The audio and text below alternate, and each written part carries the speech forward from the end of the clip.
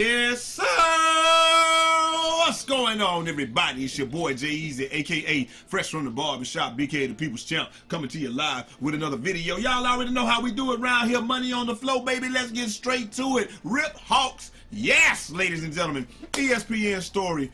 Atlanta is acquiring Brooklyn's Jeremy Lin. We were just talking about this the other day, me and BRUTALSIM. We were saying, where is Jeremy Lin? We don't know where he is. He played beside Kemba Walker, and now he's in obscurity. So he was playing for the Nets, and now he's going to play for the Hawks. Obviously, this means what? The Hawks are going to get rid of Jeremy Lin. I mean, not Jeremy Lin, Dennis Schroeder. There's no way in the world we're going to carry three point guards. It's just not going to happen. And because Jeremy Lin and Trae Young just got there, that means that Dennis Schroeder is not long for this world. Now, it looks like what they traded him for amounts to a bag of marbles and some gum, and the gum wrappers, the gum wrapper, you know, baseball cards in the back of the gum wrapper, because it says it's a 3-team trade via Portland, and they get the rights. They get the right with a second round pick. Okay, let's just read what it says. Atlanta is sending Brooklyn a 2020 second round pick via Portland. What? And the rights to I can't even say his name. Is that Isaiah Cordier? League sources say a 2016 second round pick who remained overseas. So really nothing. You got Jeremy Lin for nothing, pretty much.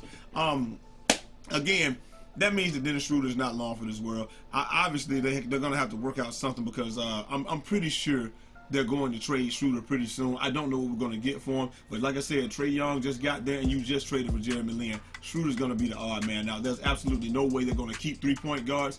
It's just not going to happen. Period.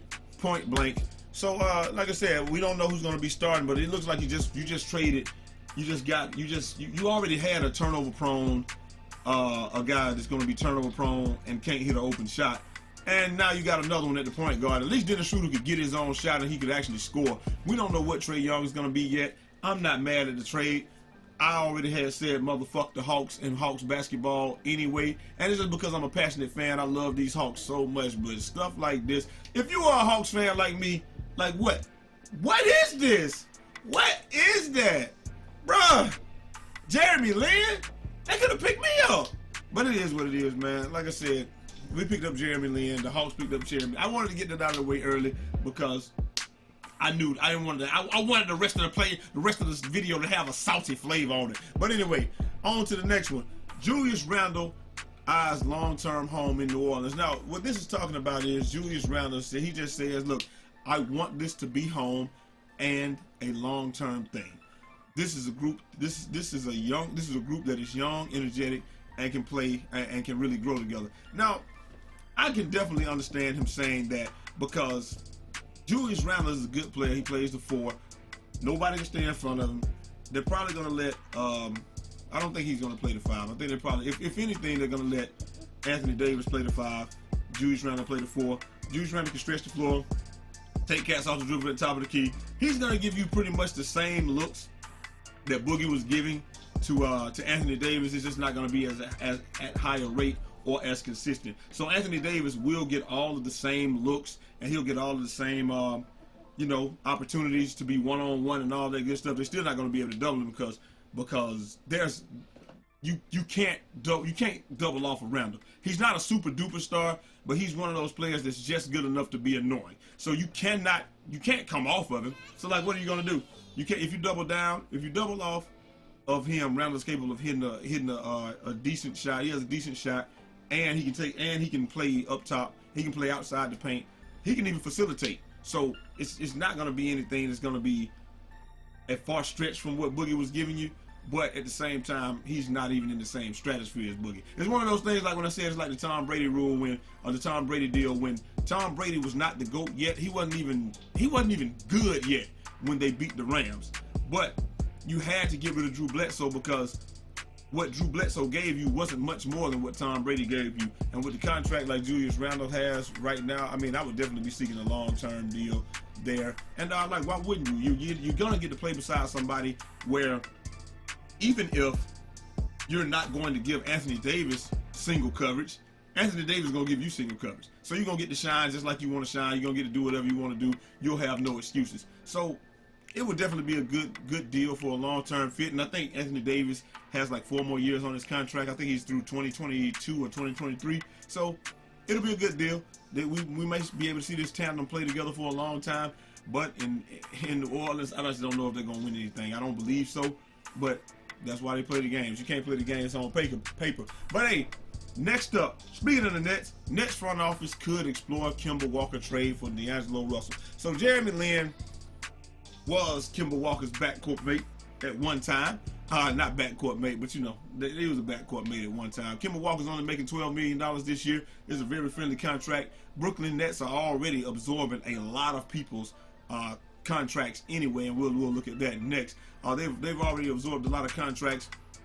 They're looking to trade D'Angelo Russell and his $7 million contract to the Charlotte Hornets, and then Charlotte would get Kemba Walker, and they would absorb that contract. But like we said, Brooklyn had a lot of cap space. They absorbed a lot of trades from Denver already today, and you know, it is what it is.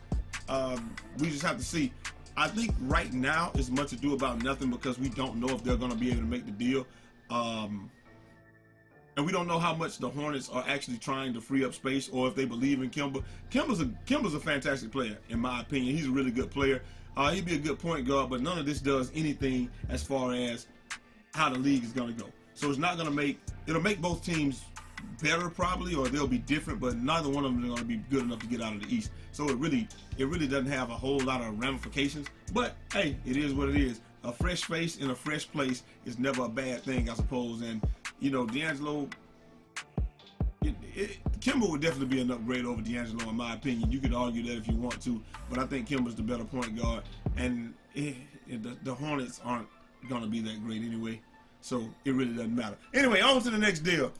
Raptors, no special meaning behind DeMar DeRozan deleting his Instagram. Hell, Instagram was down for everybody today. He probably deleted that bitch because he thought it was down, or because he thought Instagram was messed up, and then by the time he realized it was just a service and not his account, listen, man, players do stuff like this all the time. He probably just suspended his account. There's no special reason behind it. He might just not, you know what I'm saying? He might just be tired of it. Sometimes you get tired of something. Maybe you about to get a burner account like Kevin Durant. We don't know what's going to happen, but as I said, it'll be interesting to see what Toronto does this year, because this is what was said about it. It'll be interesting to see what Toronto does this year, because it's really hard to live up to what they did last year, and then get swept the way that they did.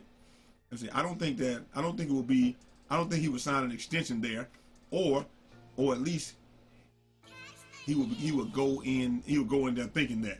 See, they're the proverbial team that did what Oklahoma did last. Oh, they're the proverbial that did what Oklahoma City did last year with Paul George, and say, you know what?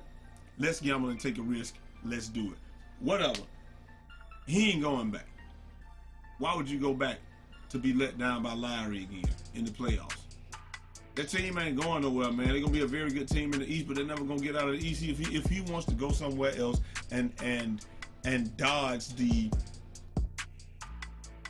triple team taxes in Toronto. First of all, nobody want to play in Canada anyway because of how bad the taxes are. That's number one. And then when you're a talent like this, and you're a burgeoning talent, and you're a borderline superstar, and you killing for your team, but you can't really do anything, and also you can't get any real endorsements because you can't get any real exposure because you play in Canada. Come on, dude. He ain't staying there. He's not going back.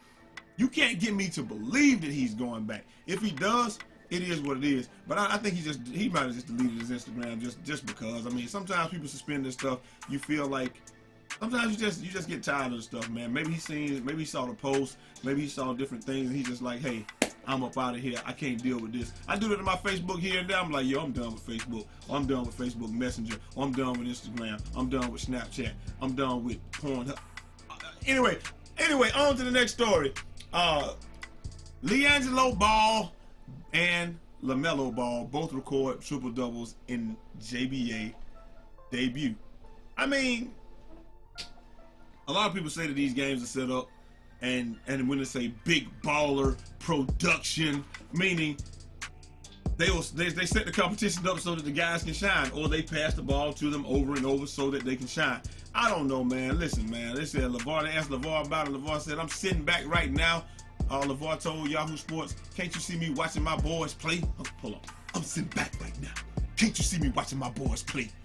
I never lost. This is love for me. I'm not working. This is beautiful. Never lost." Let me see. Oh my God. LiAngelo signed with the Ballers. He told the media it was a good opportunity to get better. Anytime you can get reps, let me see. I just want to win for the team. That's all I want to do, win. I'm just trying to play ball, and I'm just trying to get better every day. And the younger brother LaMelo says it's all business. If you're not playing hard, you get sent home. They brought in Jello. They brought in Jello while he's working out at home. This is the JBA. You have to come to play. I love playing with my brother. We have great chemistry. It feels good to play with him again.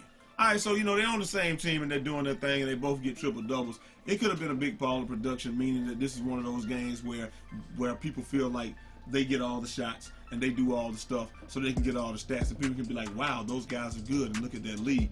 But like I said, I got nothing bad to say about the JBA, and I'm going to tell you why. Because anything that is something designed to go toe-to-toe with the NCAA and stop them from mistreating these student athletes, because they haven't been student athletes in a long time, anything to stop that or that goes against that, I'm all for it. So if you record triple-double and that brings something to the league and allows other people to be like, pay attention to the league, I got no problem with it at all. Is Jello gonna ever play in the NBA? Who knows? I don't know. I've never really seen him play much. I didn't see this game. But what everybody else says, I seen Melo play. Melo gonna play. He gonna be dangerous. But I don't know how much game Jello has. I'll be honest with you. Can he? I mean, obviously he's 6'4". He's like 6'6", 6'7". Obviously, maybe 6'5". Who knows? He can play shooting guard. If he really wants to try to get to the league, just really, really, really start getting after it on defense. Make great effort on defense, and then just be able to hit open shots. That's all you got to do. You already have the name. You're already going to have an opportunity. If you just start really, really, really getting after it on defense and learn how to hit open shots, and then just evolve the rest of your game from there, you won't have any problem at all. I don't have any doubt in my mind that he'll be in the league one day, and he'll be able to play for a long time, because I don't know who said it best, but if you can cut the baseline off and hit open shots, you can play a long time in the NBA. That's all you have to do. Jello, figure that part out, and you're good to go. And finally, Dwayne Wade has a message for Isaiah Thomas. And more or less, this is what happened. Isaiah Thomas got picked up by I think it was like $2.3 million a year, but he signed the deal with the Denver Nuggets. I think it actually tells us right here. Well, it didn't tell us how much that deal is worth. But anyway, he signed for significantly less than what they thought he was what he thought he was going to get this year. This year he was going to be eligible for the max. People thought he was going to be asking for the max, and that just didn't happen that way. But anyway, Dwayne Wade tweeted to him, "I can't wait." Wrote D Wade, whatever. Go do what you've done your whole life, and that's make everybody swallow their words. They can't measure your heart, cuz. Now listen, I got no problem with you trying to encourage somebody, but at the same time, everything that Isaiah Thomas is getting right now, it's justified. And it's not because of his performance, it's just because he was hurt last year. He wasn't able to do a whole lot. I don't care about the locker room and the teammate stuff. A lot of people will, but if you can't get along with people in the locker room and you're gonna blast your teammates like that, and then ultimately get yourself traded because LeBron needed people that can perform now, and you just weren't able to do that because you rushed yourself back, like, that's on them. But right now you're going to Denver. You're gonna play for about $2.3 million, which, like, again, is significantly less than what you expected to make this year. And it just is what it is. Will he be able to do well in Denver? I'm pretty sure he should be completely healthy this year. Offensively, I got no problems. I don't think he'll have any problems offensively. I think he'll be the same Isaiah, the same ball-toting Isaiah that he was when he was in Boston. And he didn't have the opportunity to be that on Cleveland. first of all, he wasn't completely healthy. Second of all, he was playing with a ball-dominant person like LeBron. And also the same thing happens in LA. Lonzo is ball-dominant. You're not going to really handle the ball that much. In Denver, he should get more chances to handle the ball like that. Actually, we don't know what they're going to do. Are they going to try to make him come off the bench, or are they going to let him start? Even if he comes off the bench, I don't even see why players hate that. I feel like when you come off the bench, you are coming off, you're the bench squad, you're the bench mob, and you can just come out there and you get all the shots. Swagwood P embraces that role. He knows he's going to get all the shots off the bench. J.R. Smith most of the time embraces that role. Coming off the bench is not a bad thing. We had people in high school, my buddy Yari Scott, one of the best basketball players I've ever seen with my own two eyes and played alongside in real life. Yari would not start. He wanted to come off the bench. He played for Payne College, and he would always come off the bench after 5 minutes because he wanted to see what the defense was going to do, and he wanted to see how everything was going to happen. And I went and talked to him one day. I was at one of the college games when I was in South Carolina, and they came and played, and they played a school, Benedict. And when they played them, Yari was on the bench for the first 5 minutes. His team was down 12. And I kept telling everybody, that's like, dang, we about to blow these boys out. I said, no, you're not. I said, Scott is right there. I'm telling you, that's one of the best players I've ever seen. He's about to come off the bench. I said, he always wanted to come off the bench and he would kill. Came off the bench, scored 30 points, blew Benedict out. It was crazy. And I'm sitting there like, I tried to tell you. Scott can't be stopped. Now, I don't know where he is now. He's probably playing overseas now. But the point is, I don't understand why people don't want to come off the bench and just have that free reign off the bench. Now, obviously, when you come off the bench in the NBA, a lot of times you're going to come off the bench and it's typically not like James Harden when James Harden came off the bench and then he would come off the bench and play for pretty much the whole game. You know, it's not going to be like that. It's going to be like you're going to come off the bench and spell people, and then you'll get to play here and there. But, you know, it is what it is. If he comes off the bench, I think it'll be a great thing. If he gets to start and he gets to be himself, that's going to be a great thing, too. We'll just have to wait and see how they want to use him. I think he's completely fine. I think he'll be just fine to play offense. But defensively, his size just doesn't lend to him being able to play defense effectively. He can play it. He can be position defense. Probably somebody like me take the ball from me 30 times before I can even dribble once. But in the NBA, where everybody's good and everybody's just as good and everybody's, you know, the only thing that really separates people is physical attributes, it's going to be rough. But anyway, how do y'all think he's going to do, man? And what do you think about this Jeremy Lin trade, man? I'm so mad about this, man. But anyway, I got to go, man. I hope y'all enjoyed the video. I'm out of here. Till next time. It's your boy, Eazy, a.k.a. Fresh from the Barbershop, BK the People's Champ. Holla! Make sure you like the video if you like the video. And, you know, let's see if we can get a bunch of likes. And we have, follow me on all social media. All that's down in the description. And also, we got the banner tonight with Banter tonight with me and BRUTALSIM. And we're going to be playing some Fortnite and all that. I'm going to start streaming 2K on this channel a lot more too, man, just because I want this to be basketball-centric. So we're just going to see how this goes, man. Hope you guys enjoyed the content. Please like the video. Please, please, please. I need the likes. I need the likes. Let's see if we can get at least 100 likes. Please. And I'm out of here. Peace.